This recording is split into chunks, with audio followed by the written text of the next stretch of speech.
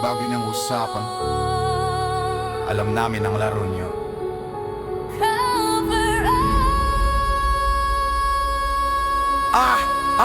Eto na naman tayo sa parehong istorya. Nagpapalit ng pwesto pero parehong memorya. Sabi niyo pagbabago pero nasaan ang pruweba? Puro lang kayo daldal, puro lang kayo bida. Nagpapakasasa sa kaban, buntat ang pulsa habang ang taong bayan gabang sa kalsada. Walang tunay na malasakit, puro lang papogi. Pero pagdating ng baha, kayo ang unang tago. Ghost projects na naman, Python bilyon ang nawala. Puro drawing sa papel, ginagawang madla. Lahat ay pagkukunwari, lahat ay palabas. Pero ang baho ng kurakot sadyang lumalabas. Ulit-ulit na lang, walang pagbabago. Sistema nyo'y bulok, sadyang mapaglaro. Tinatago ang totoo sa isang Cover up.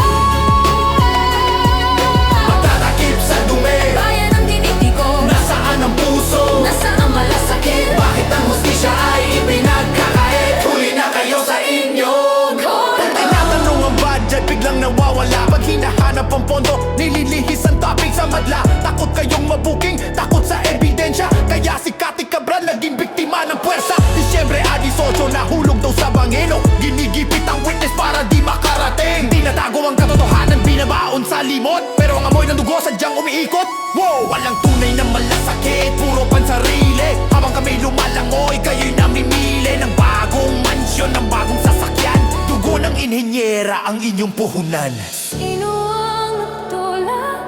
Sino ang may utos? Bakit ang files ay biglang naging abot-alikabot? Diskaya ko kung sino man ang hari.